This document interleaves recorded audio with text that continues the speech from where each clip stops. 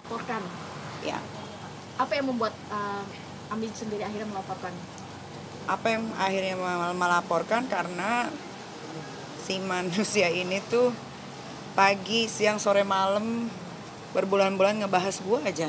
Katanya nggak peduli, tapi yang dibahas gue terus gitu. Katanya nggak ngurusin, tapi yang dibahas bisa kalian lihat kan, karena kan akunnya juga tidak dikunci. Tapi yang dia ngebahasnya gue terus kan, nggak diajak tapi tetap gue aja yang gitu. Cuman kalau yang dibahasnya tidak menjulur ke fitnah atau ditambah-tambahin nggak masalah. Tapi kan ini udah ngalur ngindur kemana-mana gitu, yang dikatain inilah kena sakit kelamin lah apalah, itu harus dilaporin karena kalau dibiarin nanti gilanya terusan. Berarti dia membuat gerah ya artinya? Kalau gue kan dari dulu memang kalau berantem sama orang itu cukup sekali. Sebetulnya itu kan pancingan, tapi yang ternyata pancingannya dimakan. Ya alhamdulillah. Baru ada kesempatan untuk ngelaporin hari ini karena kan yang kalian tahu dari kasus Laura yang kabur dari rumah aman, kan gue ngurusin sampai detik ini, ya kan. Jadi kenapa baru dilaporin sekarang? Karena baru punya waktu sekarang. Dan gue kan juga ada urusan pekerjaan. Nih Ami juga mau buka cabang. Jadi dari kemarin ngeliat tanah gitu. Jadi ada waktu lenggang. Ini juga sebenarnya capek karena kan habis dari Balikpapan kemarin. Baru balik tadi jam 8 langsung ke sini ke situ gitu. Jadi baru ada kesempatan sekarang buat ngelaporin. Dan sebagian penegasan tadi pemeriksaan atas laporannya Bang Rasman betul? Kurang. Fitri. Tanya aja sama Humas Polres Jaksel. Sudah dibenarkan sih tadi melaporkan inisial FS itu sendiri dari Bu Humas sendiri. Bukan satu orang sih, ada beberapa akun juga yang memang sudah di tracking. Ternyata itu adalah suruhannya. Berapa akun? 2 ya Bang. Ada 2. Dan kenal dengan akun tersebut atau akun buzzer atau seperti apa? Kalau kenal enggak, tapi gue tahu kalau itu pasti disuruh karena dari kata-katanya, bahasanya itu seperti gue zaman masih berteman dengan dia gitu. Nih, dari hubungan pertemanan kakak adik sekarang jadi lawan. Enggak ada, gue punya kakak cowok. Gimana nih menjadi teman kan sekarang jadi lawan gitu. Iya, karena saat itu mungkin kesirep ya, namanya orang kesirep kan waktu itu kan prosesnya lagi bercerai dengan bipolatif ya kan. Harusnya perceraian itu berjalan dengan baik. Abang kan yang ngurusin perceraian dengan bipolatif kan harusnya baik. Ketika dia muncul hancur berantakan ya kan. Alhamdulillah gue juga dengan Dipo sudah berkomunikasi dengan baik gitu. Ya kalau kalian yang tahu misalnya yang normal pasti tahulah perjalanan ini kayak seperti apa kan. Ya, jadi bisa kalian artikan sendiri aja lah. Bang Ibu, karena mungkin Laura sendiri udah ketemu bapaknya belum? Karena banyak netizen yang mempertanyakan. Kenapa mau tahu ketemu bapaknya atau enggak kan bukan urusan netizen. Kecuali netizennya biayain, ikut merawat, ya menyekolahkan, baru saya jawab. Kaniki mungkin kondisi dari Laura sendiri seperti apa sih ini? Abang yang sering berkomunikasi. Kalau kondisinya alhamdulillah dia baik-baik saja ya. Yang kedua dia sudah menjelaskan yang sebenarnya, itu aja. Terus beberapa kali banyak pertanyaan kepada saya tentang foto ada seorang laki-laki. Jadi saya katakan bahwa itu terjadi pada tanggal 30 hari Kamis dan juga hari Senin. Itu foto ada saya yang memfoto dan ada juga orang kepercayaan Niki yang memfoto. Jadi jangan lagi ditanyakan bahwa itu adalah foto kapan, itu foto yang paling baru pada tanggal 30 Januari dan hari Senin berikutnya, seperti itu. Banyak netizen yang bilang AI gitu Bang. Banyak yang bilang AI gitu Bang. Apa itu? AI itu editan gitu. Gimana sama saya, kalau gimana sih, yang itu fotonya banyak sama saya. Ada satu teman-teman wartawan itu saya pernah lihatkan itu foto. Dan pada saat saya ada di podcast itu saya lihatkan ini fotonya, foto yang terbaru seperti itu. Sebetulnya itu tuh nggak usah dipedulikan ya, yang harus dipedulikan itu adalah sekarang Laura sudah sadar ya, mau Laura foto dengan siapapun yang penting dia sudah sadar, dia sudah tahu apa yang dia lakukan kemarin adalah salah ya, sekarang udah sadar ya sudah, mau dia foto dengan siapapun itu sudah tidak harus dipertanyakan lagi. Pak Niki juga kemarin sempat video call sama Laura. Mm-mm. Dan Fadel juga membuat story mundur dari Laura, mungkin seperti apa nih? Ya harusnya sih siluman itu memang harusnya sadar sedari dini ya, sebelum dia mendekati anak saya, Laura, waktu dia masih di UK. Laura kan sekolahnya di UK, kalian tahu kan. Harusnya kan dia tidak harus masuk gitu kan ke kehidupannya anak saya. Harusnya dia sudah mengencam pendidikan dan sekarang harusnya dia sudah kuliah sebentar lagi kan. Karena masuknya siluman ini ya kan hancur semua masa depannya. Tapi ya sudah, yang berlalu biarlah berlalu, masih bisa ditolong. Yang penting Lauranya juga masih punya keinginan untuk melanjutkan sekolah. Ya sudah, saya sebagai orang tua, apa yang anak saya mau selagi itu positif akan saya lakukan dan akan saya support sebagus mungkin. Kak, mungkin boleh update sedikit kegiatan Loli di sana seperti apa sih, Kak? Kegiatannya banyak, dia belajar.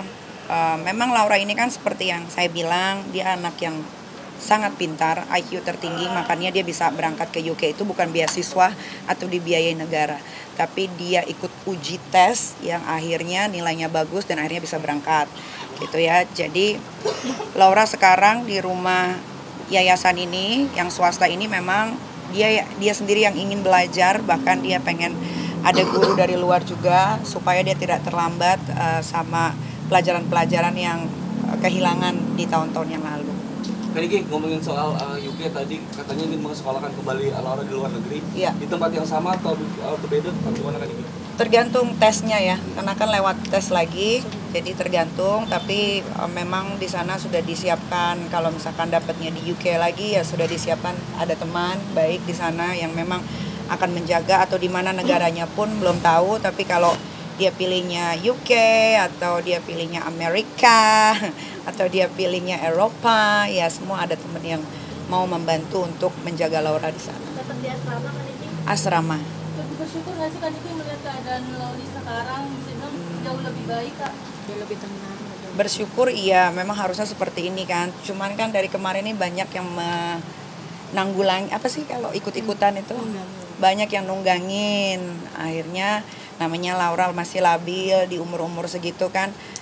Pengen tahu banyak hal, tapi dia tanyanya mungkin sama orang yang tidak tepat, atau dia didekatkan sama orang-orang yang tidak suka sama saya sebagai orang tuanya yang ingin menghancurkan lewat anaknya. Tapi sekarang kan sudah ada di genggaman, terus Laura juga semakin kesini makin kesini karena Laura juga sekarang udah bisa curhat sama Bang Fahmi. Dia sudah mengakui kesalahannya, dia tahu apa yang sudah dia lakukan, dia menyesal. Karena ya mungkin namanya manusia menyesal pasti di akhir, nggak mungkin di awal kan. Dia menyesal, harusnya dia sekarang sudah kuliah gitu kan, dia punya teman-teman yang bagus dulunya, sekarang jadi seperti ini. Ya sudah, buat saya tuh apapun yang masih bisa diperbaiki ya sudah diperbaiki saja gitu. Berarti memang keinginan Loli cukup besar ya? Terkait rencana Laura nanti akan speak up, mungkin seperti apa nih Kak? Iya, setelah besok ya. Setelah besok Memang, kalian harus datang. Itu memang keinginan dari Laura. Sebentar, keinginan ribut dari Laura sendiri atau seperti apa? Apa nih satu-satu? Keinginan dari Laura sendiri atau Keinginan dari dia.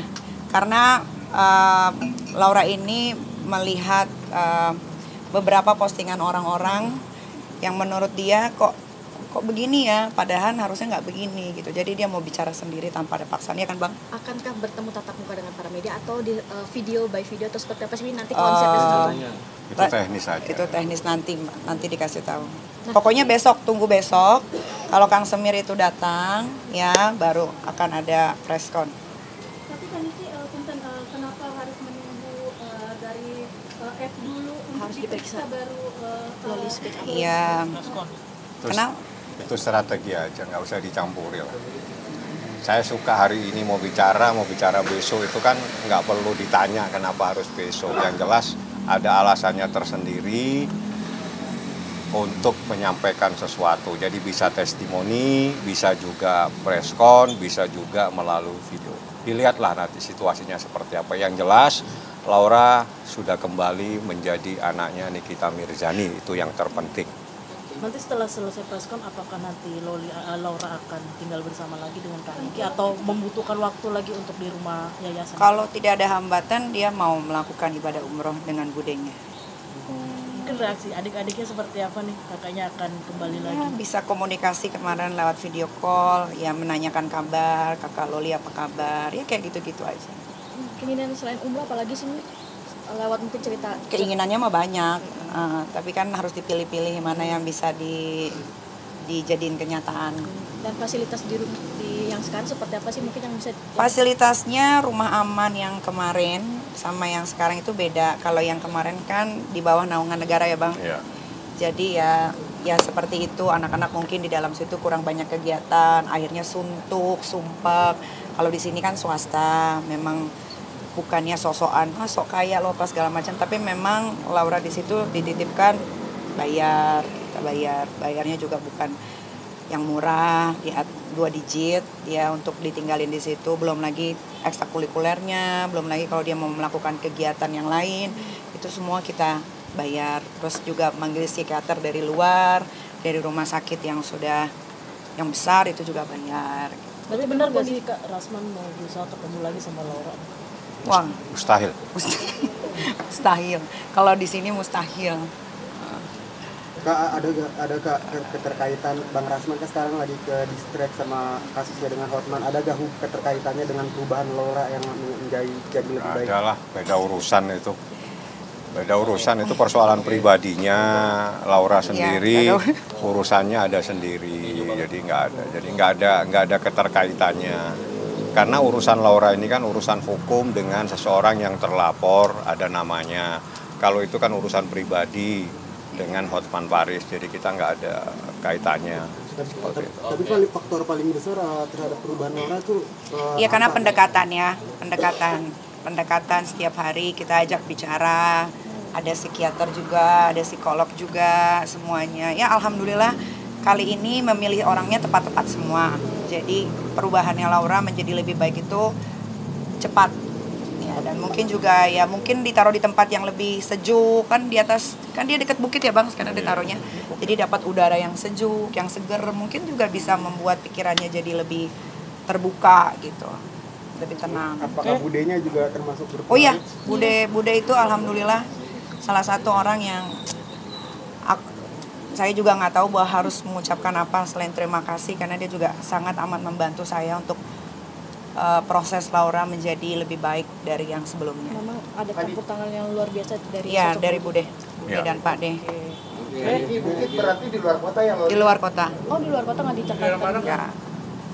Kenapa pemilihannya harus di luar kota, tidak di Jakarta lagi? Apakah takut ada orang-orang yang akan datang? Nggak takut sih. Di rumah aman juga kan sebetulnya yang kemarin nggak bisa didatengin siapa-siapa. Cuman bisa kabur kan. Kalau di sini gede, tinggi banget. Kalau mau kabur juga sulit, kecuali TNI mungkin yang udah latihan. Dan menghindari hal tersebut akhirnya memilih di luar Jakarta. Kalau di Jakarta itu kan panas ya hawanya.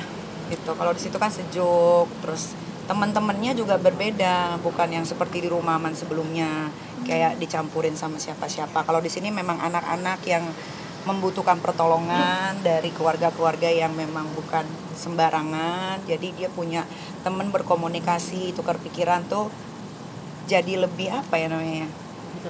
Lebih terbuka gitu. Jadi nggak mandek otaknya gitu. Karena ada teman yang bisa diajak ngobrol. Oke. Lebih nyambung. Terima kasih. Ya. Ini mungkin ada pesan buat FS. Gak ada, terus aja ngoceh. Buat Fadel mungkin pesan-pesannya Kak. Untuk Kang Semir dan keluarga diharapkan besok hadir, jangan menyusahkan lagi kepolisian Jakarta Selatan. Jujur saya lelah, sudah 7 bulan ya Bang. Abang juga lelah, tadi juga nemenin sampai tidur-tidur. Jadi mohon dengan segala hormat untuk datang, jangan menunda lagi. Karena kan sudah didengar juga dari Ibu Norma, kalau besok dia tidak datang akan ada penjemputan paksa. Itu kan akan lebih malu. Kalau memang tidak salah, tidak melakukan apapun, datanglah. Karena besok juga saya akan datang. Jam berapa Kak? Serius. Abang Fahmi juga datang. Sore. Alasannya Karena ini adalah ketemu akhir Kak. dari cerita 7 bulan. Kalau mau dibilang sedih, saya sedih sekali gitu. Karena 7 bulan ini menguras tenaga.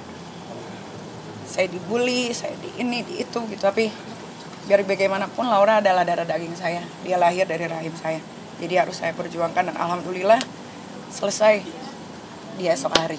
Tuh, jadi jangan ditunda-tunda lagi karena udah capek pikirannya. Nih, Karena akhirnya ini meledak. kenapa bisa sampai bilang selesai kan itu? Ya lihat aja besok.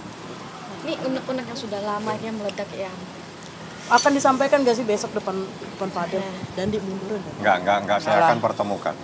Yang Yang jelas ada gue hajar ya. kita tidak akan pertemukan, yang jelas Niki besok ada di sini dengan saya mungkin sore. Itu aja.